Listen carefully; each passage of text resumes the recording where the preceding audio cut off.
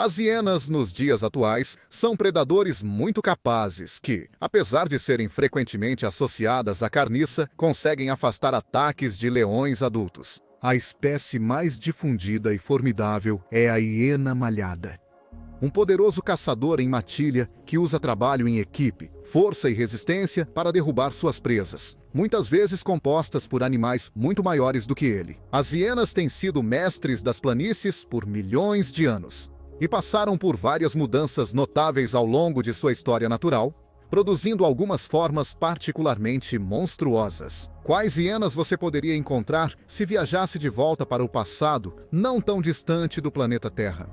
Bem, dependendo da época e do lugar, você poderia encontrar uma hiena extinta do gênero Pachycrocuta. Várias espécies de hienas Pachycrocuta são conhecidas pela ciência, mas a mais estudada e provavelmente a maior é a Pachycrocuta brevirostris, um animal que rondava as planícies da Eurásia há apenas 500 mil anos. Também chamada de hiena gigante de face curta, era um predador que superava a maioria dos contemporâneos em força, tamanho e peso. E teria sido uma criatura perigosa de se deparar nas antigas planícies da Europa. No vídeo de hoje, vamos mergulhar na história natural da Pachycrocuta brevirostris e de seus parentes mais próximos, chegando bem perto de um dos animais mais intimidantes do final do Cenozoico. Venha, se tiver coragem.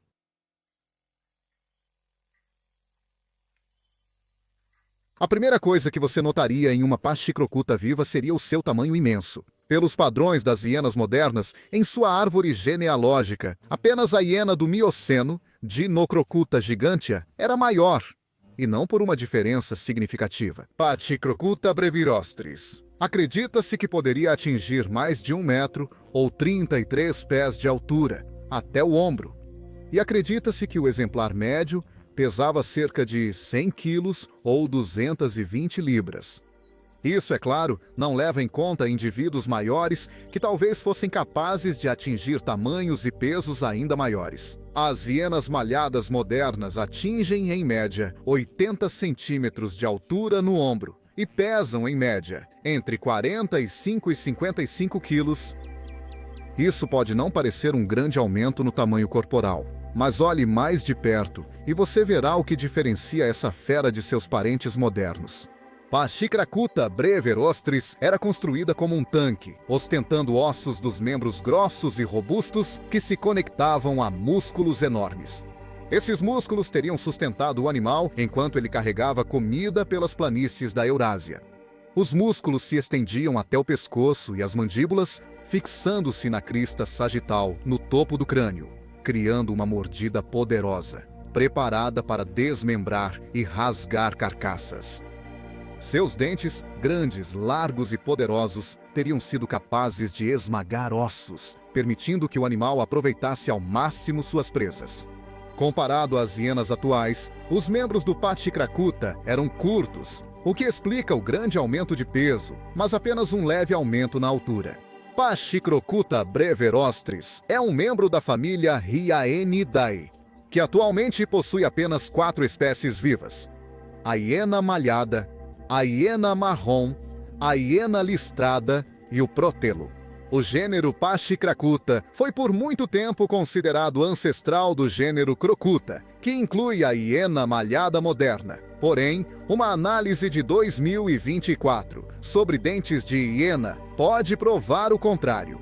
Alguns paleontólogos, com base em descobertas genéticas nos dentes de Pachycrocuta, acreditam que ela está mais próxima da menor hiena marrom. Descobertas recentes podem contradizer isso. Mais uma vez, estudos realizados em 2025 indicam que a Pachycrocuta é uma linhagem distinta da hiena marrom e que, de fato, é a hiena malhada que está mais proximamente relacionada.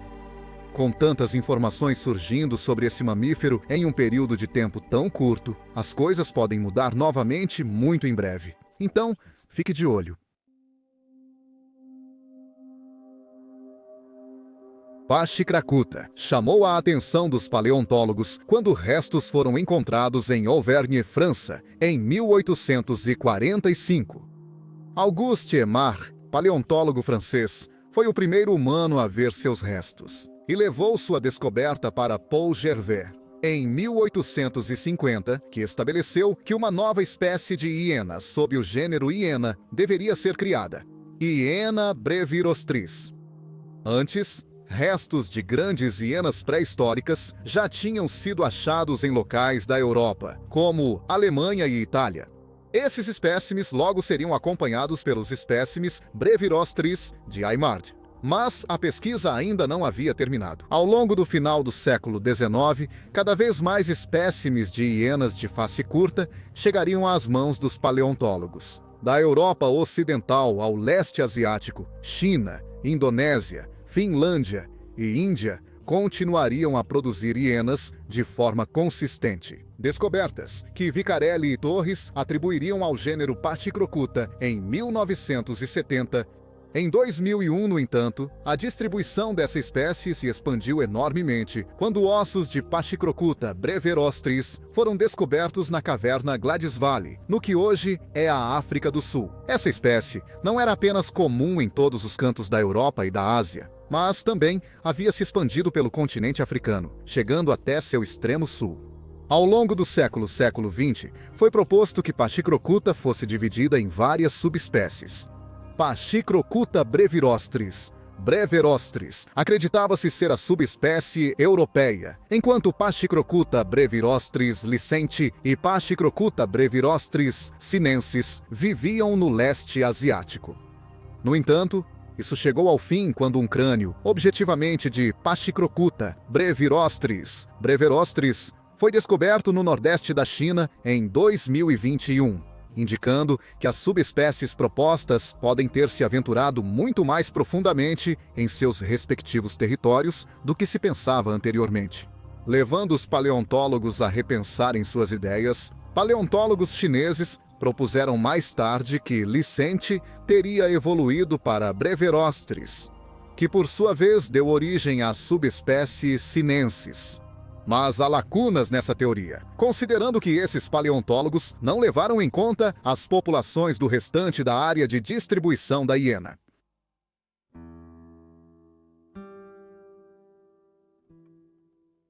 Devido à natureza das hienas modernas, acredita-se que Pachyrhocutta pode ter sido um caçador em matilha, um animal social que trabalhava junto com membros da sua própria espécie para abater suas presas.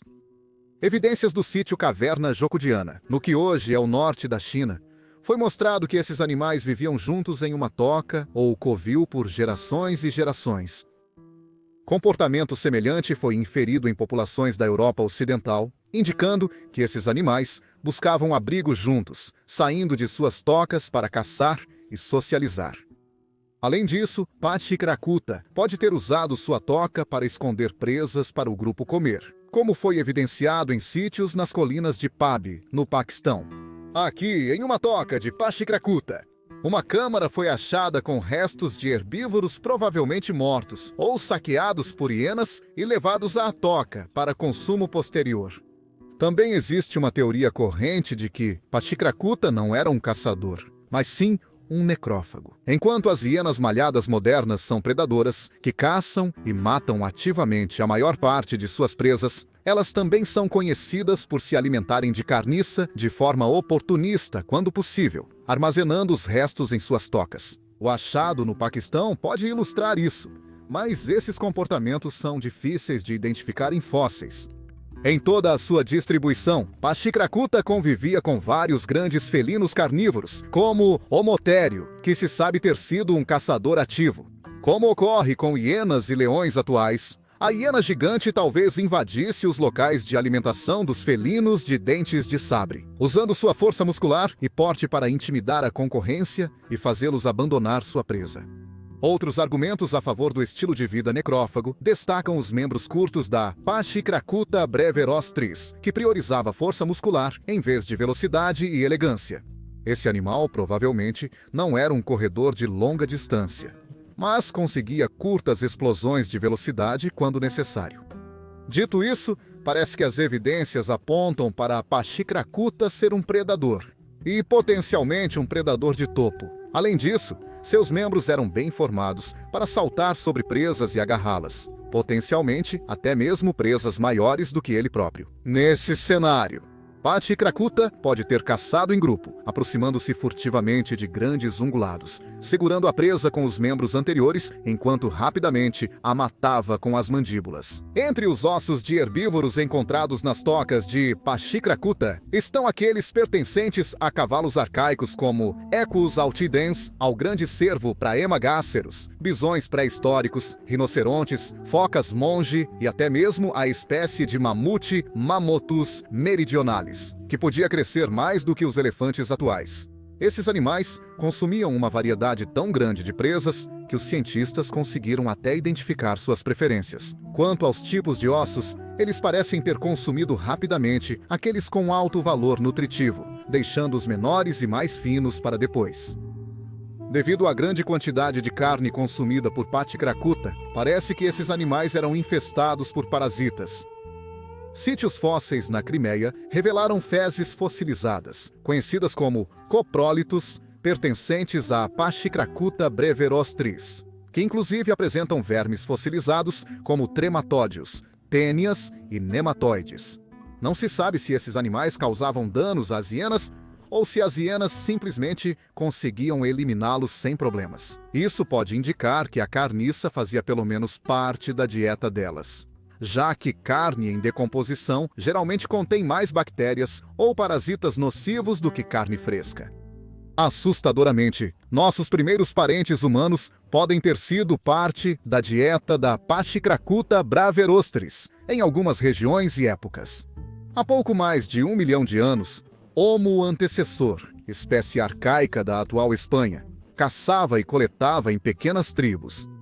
Ossos de mamute no sítio Fuente Nueva 3, na terra natal espanhola deles, mostram marcas das ferramentas de corte dos primeiros humanos e marcas de dentes de hienas gigantes. Se essas espécies vivessem próximas umas das outras, confrontos seriam inevitáveis. Além disso, há evidências que sugerem que Homo erectus, nosso ancestral direto, foi morto e devorado por Pachacracuta. Um crânio de Homo erectus, achado na atual Geórgia, mostra marcas de mordida típicas de um grande predador, que parecem corresponder aos dentes de Pachacracuta Homo erectus. Crânios na Ásia, especificamente do sítio Zhoukoudian, no norte da China, mostram danos semelhantes, só que esses parecem ter sido parcialmente consumidos, em vez de apenas mordidos. O Homem de Pequim, um famoso espécime chinês de Homo erectus, mostra que a hiena comeu parcialmente o rosto e o crânio desse antigo humano, expondo o cérebro antes de roer várias costelas. Algumas das costelas do Homem de Pequim até mostram desgaste causado pelos ácidos do estômago da hiena. É sóbrio pensar que, no Pleistoceno, esse perigo podia estar em qualquer lugar. Para nossos ancestrais,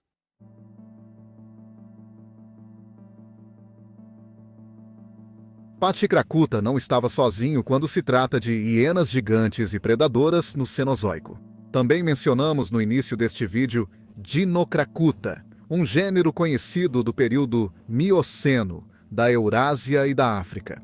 A mordida desses animais era mais forte que a de Pachacracuta, e eles esmagavam ossos facilmente. Dinocracuta é muito menos aparentada com as hienas modernas do que Pachacracuta, e pode nem mesmo ser um verdadeiro membro da família Hyaenidae.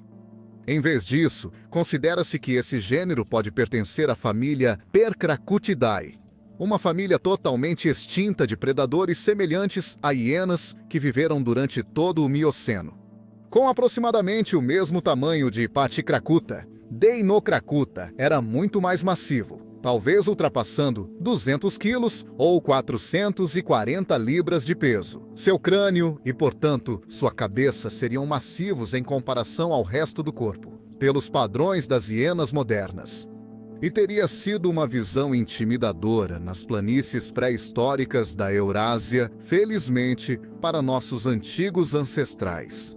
Dinocracuta já estava extinta há muito tempo quando o gênero Homo surgiu, mas acredita-se que tenha sido um predador habilidoso de girafídeos, rinocerontídeos e proboscídeos em suas pastagens. Lore.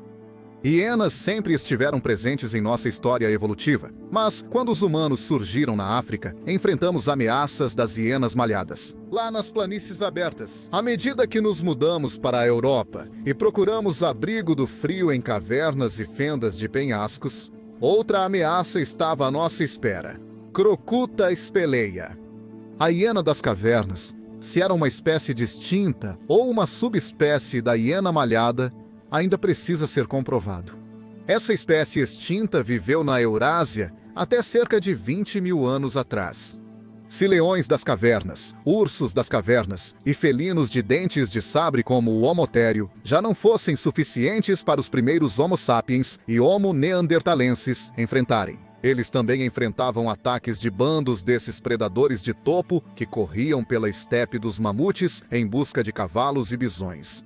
Esses animais eram mais do que capazes de derrubar um humano primitivo, e há evidências que sugerem que os neandertais, pelo menos, eram comumente caçados e devorados por esses carnívoros. A arte rupestre, na caverna de Chauvet, França, mostra hienas das cavernas retratadas pelos primeiros humanos. Porém, nesse momento da história humana, não se acredita que esses animais fossem uma ameaça tão grande quanto, por exemplo, um leão das cavernas adulto.